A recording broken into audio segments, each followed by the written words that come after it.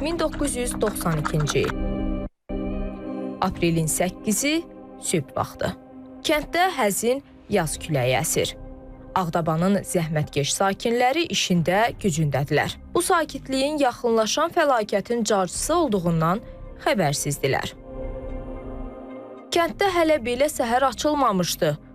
Onlar, erməni silahlı qruplaşmaları Ağdabana girir. Hüseynov Mütəllim Ağdabanda adlı-sanlı hərbçi ailəsində dünyaya gəlir, böyüyür.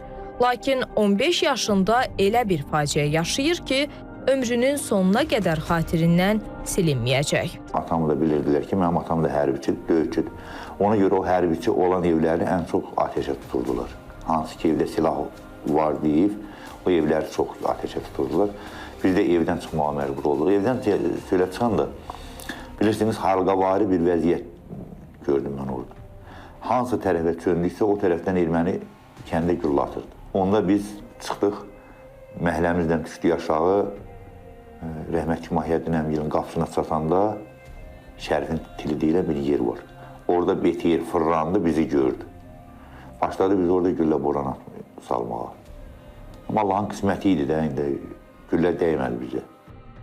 Ailə üzvləri evlərindən çıxmalı, kəndi tərk etməli olurlar.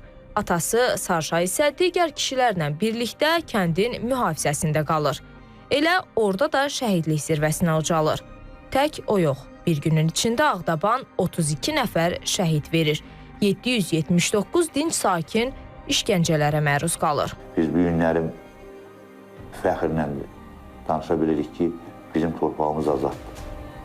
Amma bir neçə il bundan qabaq biz həsrətlə qeyd edirdik soyqırım günümüzü.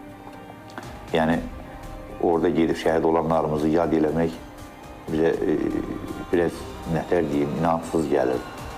Amma bugünkü gün şəhidlərimizin hesabına, qazilərimizin hesabına, Azərbaycan hərbiçilərinin hesabına, dövlətimizin hesabına getdik biz. Bugünkü gün vətənimizə qovuşduq. Qovuşduq ki, yaşayaq, yaşadaq. İndi təkcə Ağdaban deyil, bütün Kəlbəcər, Qarabağ, əbədi və əzəli sahiblərinə qovuşub. İndi orada açılan səhərlər xoş avazlıdır. Hər biri yeni bir həyatın, yeni bir ümidin doğuluşudur. Ləman Abbaslı, Sərxan Daşdəmirov, İTV Xəbər.